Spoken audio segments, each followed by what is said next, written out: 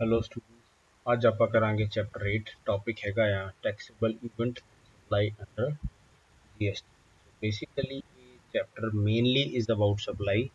देखने ਨੂੰ बड़ा सिंपल ਜਿਹਾ ਚੀਜ਼ ਲੱਗਦੀ ਹੈ supply of goods and services, ਪਰ ਇਹਦੇ ਵਿੱਚ ਬਹੁਤ ਸਾਰੀਆਂ ਕੰਪਲੈਕਸਿਟੀਜ਼ ਹੈਗੀਆਂ।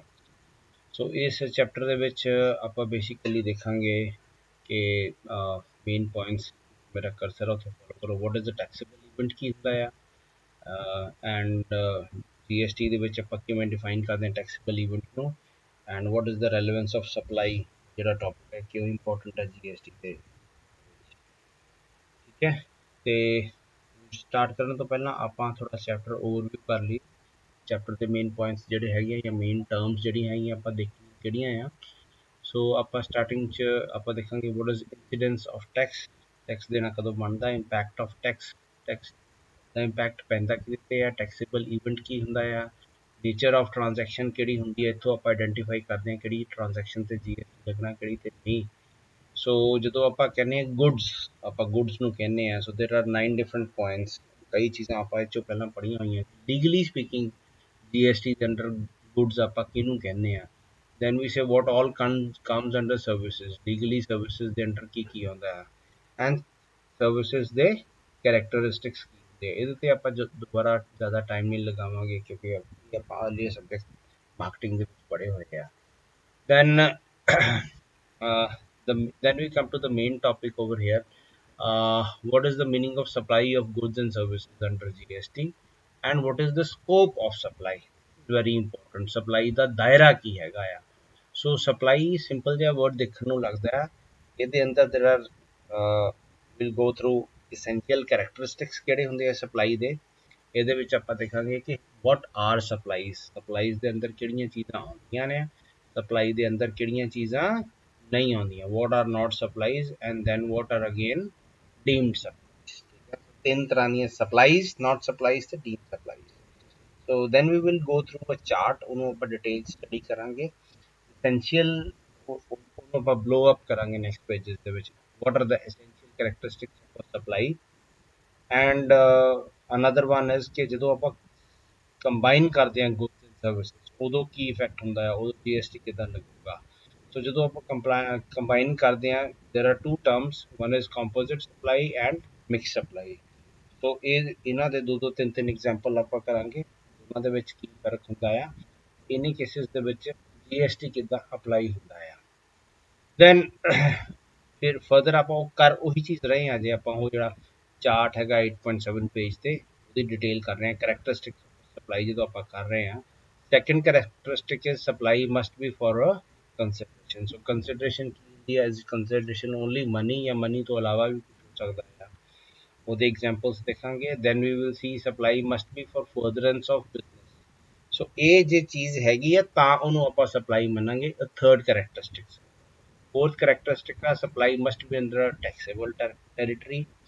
fifth characteristic and supply must be made by a taxable person। legally ਆਪਾਂ taxable person ਕਿਹਨੂੰ define ਕਰਦੇ ਹਾਂ। and then the last characteristic over here is supply must be a taxable supply। so taxable supply ਕਿਹੜੀ ਹੁੰਦੀ ਆ, ਇਹ ਸਾਰੇ ਦੇਖਾਂਗੇ। approximately half the chapter is still here, around 11-12 pages, which we are going to cover now। okay, now then let's move on। so introduction is a repetition, ਇਹਨੂੰ ਆਪਾਂ skip ਕਰਾਂਗੇ ਕਿ GST ਕੀ ਚੀਜ਼ ਹੈਗੀ ਆ। now we coming to the points ਜਿਹੜੇ ਮੈਂ mention ਕੀਤੇ ਸੀ sheet ਦੇ ਵਿੱਚ। number 1 is incidence of tax। ਇਹਦਾ ਮਤਲਬ ਆ ਕਿ it determines when ਇੱਥੇ important word ਆ। when means ਕਦੋਂ, tax ਕਦੋਂ ਲੱਗਣਾ ਬਣਦਾ ਆ। tax ਉਦੋਂ ਲੱਗਣਾ ਬਣਦਾ ਜਦੋਂ supply take place ਹੁੰਦੀ।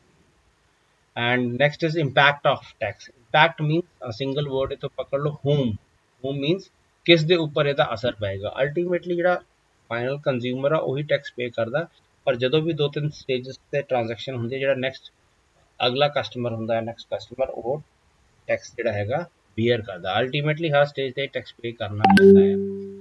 ਓਕੇ, ਸੋ ਪੁਰਾਣੇ ਸਿਸਟਮ ਦੇ ਵਿੱਚ ਸੋ ਆਪਾਂ ਦੋ ਚੀਜ਼ਾਂ ਕਰ ਲਈਆਂ ਕਿ ਇੰਸੀਡੈਂਸ ਆਫ ਟੈਕਸ ਕੀ ਹੈ, ਕਦੋਂ ਟੈਕਸ ਲੱਗਣਾ ਬਣਦਾ ਹੈ, ਕਿਸ ਮੂਮੈਂਟ ਤੇ ਟੈਕਸੇਬਲ ਇਵੈਂਟ ਕੀ ਆ, ਤੇ ਕਿਸ ਦੇ ਉੱਪਰ ਇੰਪੈਕਟ ਆਫ ਟੈਕਸ ਮੀਨਸ ਕਿਸ ਦੇ ਉੱਪਰ ਟੈਕਸ ਦਾ ਬੋਝ ਜਿਹੜਾ ਪਏਗਾ। ਠੀਕ ਹੈ, ਸੋ ਇੰਸੀਡੈਂਸ ਆਫ ਟੈਕਸ ਦੇ ਵਿੱਚ there is a point of tax and there is a incidence ਦੇ ਵਿੱਚ ਦੋ ਪਾਰਟਸ ਹੁੰਦੇ ਆ। there is a point of tax, ਕਿਹੜੇ ਪੁਆਇੰਟ ਸਿਸਟਮ ਦੇ ਕਿਹੜੇ ਪੁਆਇੰਟ ਤੇ ਟੈਕਸ ਲੱਗਣਾ ਤੇ ਰੀਜ਼ਨ ਕੀ ਆ, ਵਜ੍ਹਾ ਕੀ ਆ। ਜਦੋਂ ਆਪਾਂ ਕੋਈ ਟੈਕਸੇਬਲ ਚੀਜ਼ ਵੇਚਾਂਗੇ ਉਦੋਂ ਹੀ ਟੈਕਸ ਲੱਗਣਾ ਬਣਦਾ ਹੈਗਾ ਆ।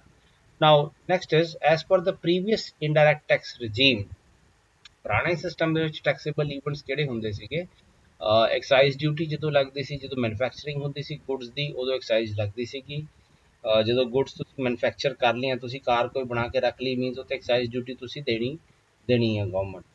ਸੋ ਪ੍ਰੈਕਟੀਕਲੀ ਜਾਂਦੀ ਉਦੋਂ ਸੀ ਜਦੋਂ ਕਾਰ ਉਹ ਸੇਲ ਹੁੰਦੀ ਸੀ ਤੇ then the revenue used to go to government, but here it means that even if you are not selling it, ਤੁਸੀਂ ਮੈਨੂਫੈਕਚਰ ਕਰ ਲਈ ਤਾਂ ਟੈਕਸੇਬਲ ਈਵੈਂਟ ਹੋ ਗਿਆ। ਸੋ ਟੈਕਸੇਬਲ ਈਵੈਂਟ ਵਾਸ ਐਕਸਾਈਜ਼ ਡਿਊਟੀ ਦੇ ਵਿੱਚ ਮੈਨੂਫੈਕਚਰਿੰਗ ਸੀ ਟੈਕਸੇਬਲ ਈਵੈਂਟ। ਸੀਐਸਟੀ ਦੇ ਵਿੱਚ ਟੈਕਸੇਬਲ ਈਵੈਂਟ ਕਦੋਂ ਸੀ, ਜਦੋਂ ਇੰਟਰਸਟੇਟ ਸੇਲ ਆਫ ਗੁੱਡਸ ਹੁੰਦੀ ਹੈ, let's say Punjab to Haryana ਹੈਗਾ ਗੁੱਡਸ ਜਾਂਦੀਆਂ ਜਦੋਂ ਟ੍ਰਾਂਸਫਰ ਹੋਈਆਂ, so that becomes a taxable event.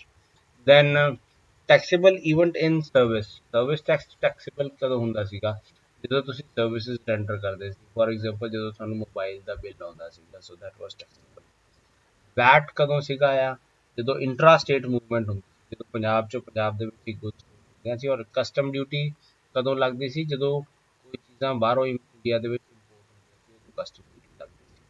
ਸੋ ਇਹ ਜਿਹੜਾ ਚਾਰਟ ਹੈਗਾ ਇਹ ਸਮਰੀ ਹੈ ਟੈਕਸੇਬਲ ਈਵੈਂਟਸ ਜਿਹੜੇ ਹੈਗੇ ਆ ਉਹ ਜਿਹੜੇ ਹੁੰਦੇ ਸੀ। So it summarises that okay, now we move on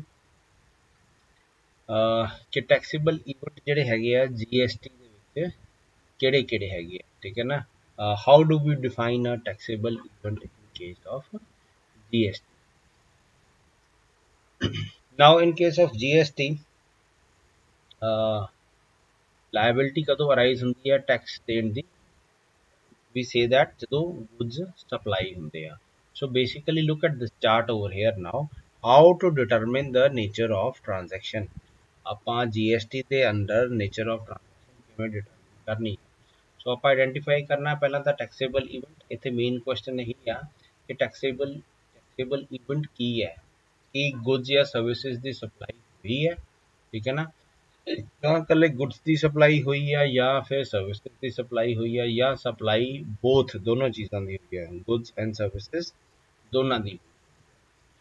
ਸੋ ਹੁਣ ਫਿਰ ਆਪਾਂ ਫਰਦਰ ਦੇਖਾਂਗੇ ਜਦੋਂ ਆਪਾਂ ਇਹ ਚਾਰਟ ਦੇਖਦੇ ਹਾਂ, ਸਮਰੀ ਦੇਖਦੇ ਹਾਂ, ਜਾਂ ਗੁੱਡਸ ਤੇ ਜਾਂ ਸਰਵਿਸਿਜ਼ ਤੇ ਜਾਂ ਦੋਨੋਂ ਹੀ ਚੀਜ਼ਾਂ। ਹੁਣ ਫਿਰ ਆਪਾਂ ਫਰਦਰ ਡਿਟੇਲ ਦੇਖਣੀ ਹੈ ਕਿ ਗੁੱਡਸ ਦੇ ਵਿੱਚ ਲੀਗਲੀ ਕੀ ਆਉਂਦਾ ਆ under the GST law, what all comes under goods, right. ਹੁਣ ਕੁਝ ਚੀਜ਼ਾਂ ਆਪਾਂ ਪਹਿਲਾਂ ਵੀ ਪੜ੍ਹੀਆਂ ਹੋਈਆਂ, so we'll be just going through this quickly. Goods must be movable goods, for example ਜਿਹੜੀਆਂ ਬਿਲਡਿੰਗਸ ਹੁੰਦੀਆਂ, ਕ੍ਰੌਪਸ, ਜ਼ਮੀਨ ਨਾਲ ਜੁੜੀਆਂ ਚੀਜ਼ਾਂ ਹੁੰਦੀਆਂ, ਫਸਲਾਂ ਹੁੰਦੀਆਂ, ਉਹ ਗੁੱਡਸ ਦੇ ਵਿੱਚ ਨਹੀਂ ਆਉਂਦੀ। ਇਨਟੈਂਜੀਬਲ ਚੀਜ਼ਾਂ ਜਿਵੇਂ ਕਾਪੀਰਾਈਟਸ ਤੇ ਟ੍ਰੇਡਮਾਰਕਸ ਗੁੱਡਸ ਦੇ ਵਿੱਚ ਆਉਂਦੇ ਆ। ਸੈਕੰਡ ਪੁਆਇੰਟ, ਐਕਸ਼ਨੇਬਲ ਕਲੇਮਸ ਗੁੱਡਸ ਦੇ ਵਿੱਚ ਆਉਂਦੇ ਆ, ਮਤਲਬ ਡੈਟ ਆਪਾਂ ਕਿਸੇ ਤੋਂ ਪੈਸਾ ਲੈਣਾ ਹੋਵੇ, it means that deeply. Supply of goods at a future date, hire purchase ਨੂੰ ਕਹਿੰਦੇ ਆ, ਫਾਈਨੈਂਸ਼ੀਅਲ ਲੀਜ਼ ਕਹਿੰਦੇ ਆ, ਇਹ ਵੀ ਗੁੱਡਸ ਦੇ ਤਹਿਤ ਆਉਂਦੇ ਆ। And securities is neither goods nor service, securities मीनस shares हो गए, डिबेंचर्स हो गए, वो गुड्स ਦੇ ਵਿੱਚ shares, scripts, bond, stock market ਵਾਲੀਆਂ ਰਿਲੇਟਡ ਚੀਜ਼ਾਂ ਜਿਹੜੀਆਂ ਫਾਈਨੈਂਸ਼ੀਅਲ ਮਾਰਕੀਟ ਦਾ ਉਹ ਗੁੱਡਸ ਦੇ ਵਿੱਚ ਨਹੀਂ ਆਉਂਦੀਆਂ। ਸਿਕਸ ਪੁਆਇੰਟ ਇਹ ਹੈ, supply of money is neither goods nor services. ਦੇਖੋ ਮਨੀ ਸਪਲਾਈ ਕਰਨਾ, ਠੀਕ ਹੈ ਨਾ, but conversion of foreign exchange into rupees, currency exchange ਕਰਨਾ ਹੈ ਵਾਈਸ ਵਰਸਾ, ਇਹ ਗੁੱਡਸ ਜਾਂ ਸਰਵਿਸਿਜ਼ ਚ ਆਉਂਦਾ। ਇਹਦੀ ਜਿਹੜੀ ਫੀਸ ਲੱਗੂਗੀ ਉਹ ਤੇ GST ਲੱਗੂਗਾ। Then next is interest, dividend, loans etcetera, ਇਹ ਸਾਰੇ ਉਹਦੇ GST ਦੇ ਅੰਦਰ ਨਹੀਂ ਆਉਂਦੇ ਆ। ਮਤਲਬ ਜੇ ਤੁਹਾਡੀ ਬੈਂਕ 'ਚ ਪੈਸਾ ਲੱਗਾ ਉਹ 'ਤੇ ਵਿਆਜ ਲੱਗ ਗਿਆ ਤੇ ਉਹ GST ਦੇ ਅੰਡਰ ਨਹੀਂ ਆਊਗਾ, ਉਹ ਇਨਕਮ ਟੈਕਸ ਦੇ ਅੰਡਰ ਜ਼ਰੂਰ ਆਉਂਦਾ ਹੈ, ਠੀਕ ਹੈ ਨਾ। ਸੋ ਹੋਰ ਜਿਹੜੇ ਇੱਦਾਂ ਦੇ ਇੰਸਟਰੂਮੈਂਟਸ ਹੈਗੇ ਆ ਉਹ ਵੀ GST ਦੇ ਅੰਡਰ ਨਹੀਂ ਆਉਂਦੇ। So supply of money GST ਦੇ ਅੰਡਰ नहीं होता। Money means in Indian legal tender and in foreign currency, cheque हो गया, ਪ੍ਰੋਮਿਸਰੀ ਨੋਟ ਹੋ ਗਿਆ, ਬਿਲਸ ਆਫ ਐਕਸਚੇਂਜ ਹੋ ਗਿਆ। ਸਪਲਾਈ ਆਫ ਮਨੀ ਉਹਦੇ ਵਿੱਚ ਨਹੀਂ ਆਉਂਦਾ। ਸੋ ਕਲੀਅਰਲੀ ਲਿਖਿਆ ਹੈ ਸਪਲਾਈ ਆਫ ਮਨੀ 'ਚ ਫੋਲੋਇੰਗ ਚੀਜ਼ਾਂ ਆ ਸਕਦੀਆਂ, ਇੰਟਰਸਟ ਆ ਸਕਦਾ, ਡਿਵੀਡੈਂਡ ਆ ਸਕਦਾ, ਲੋਨਸ ਆ ਸਕਦੇ ਆ, ਬੋਰਿੰਗਸ ਆ ਸਕਦੇ ਆ, they will be outside the GST net, ਠੀਕ ਹੈ। ਸੋ ਇਹ 7th ਪੁਆਇੰਟ ਸੀਗਾ। 8th ਪੁਆਇੰਟ ਇਹ ਆ, ਜਦੋਂ ਆਪਾਂ ਕਿਸੇ ਨੂੰ ਕਹਿੰਦੇ ਆ ਵੀ ਤੂੰ ਕੋਈ ਕੰਮ ਨਹੀਂ ਕਰਨਾ, ਰਿਫਰੇਨ from act or tolerating act is a supply of service भी मैं एक काम नहीं करूँगा. For example, let's say demurrage charges for clearing not clearing the goods within prescribed period. ਜਦੋਂ ਆਪਾਂ ਕਿਸੇ ਦੇ ਕੋਈ ਖਰਚਾ ਪਾ ਦਿੰਦੇ ਹਾਂ ਜਦੋਂ ਉਹਨੇ goods clear ਨਹੀਂ ਕੀਤੀਆਂ ਹੁੰਦੀਆਂ. cancellation charges charged by hotels, airlines, etc. ਉਹ ਵੀ refraining of act the cat ਦੇ ਅੰਦਰ ਆਉਂਦੀਆਂ ਆ, ਠੀਕ ਹੈ ਨਾ. non competing fees payable for agreeing not to compete for a particular period. ਦੋ ਕੰਪੀਟੀਟਰਸ ਨੇ ਇੱਕ ਦੂਜੇ ਨਾਲ ਐਗਰੀਮੈਂਟ ਕੀਤਾ ਹੋਵੇ, ਇੱਕ ਪਾਰਟੀ ਦੂਜੀ ਨੂੰ ਕਹੇ ਅੱਛਾ ਮੈਂ ਤੇਰੇ ਨਾਲ ਕੰਪੀਟ ਨਹੀਂ ਕਰਦਾ ਤੂੰ ਮੈਨੂੰ ਪੇਮੈਂਟ ਦੇ. ਸੋ ਇਹ ਵੀ ਸਪਲਾਈ ਆਫ ਸਰਵਿਸ ਦੇ ਵਿੱਚ ਆਉਂਦਾ ਹੈ. ਲਾਸਟ ਐਗਜ਼ਾਮਪਲ 9th ਇਹ ਆ, ਸੌਰੀ ਇਹ ਗੁੱਡਸ ਦੇ ਵਿੱਚ ਆਉਂਦਾ ਆ, ਨਾਟ ਸਰਵਿਸਿਜ਼, ਠੀਕ ਹੈ ਨਾ. Is a service, okay, sorry for that. Then 9th point ਹੈਗਾ ਹੈ ਵਰਕਸ ਕੰਟਰੈਕਟ ਸਰਵਿਸ. ਬੜਾ ਸਿੰਪਲ ਐਗਜ਼ਾਮਪਲ ਹੈ, ਜੇ ਆਪਾਂ ਘਰ ਬਣਾਉਣਾ ਹੋਵੇ ਕਿਸੇ ਕੰਟਰੈਕਟਰ ਤੋਂ ਜਿਹਨੂੰ ਆਪਾਂ ਠੇਕੇਦਾਰ ਕਹਿੰਦੇ ਆ, ਉਹ ਸਾਰਾ ਵੀ ਜਿਹੜਾ ਹੈਗਾ ਸਪਲਾਈ ਆਫ ਸਰਵਿਸਿਜ਼ ਦੇ ਵਿੱਚ ਆਉਂਦਾ ਹੈਗਾ. Involved in that comes in the supply of services.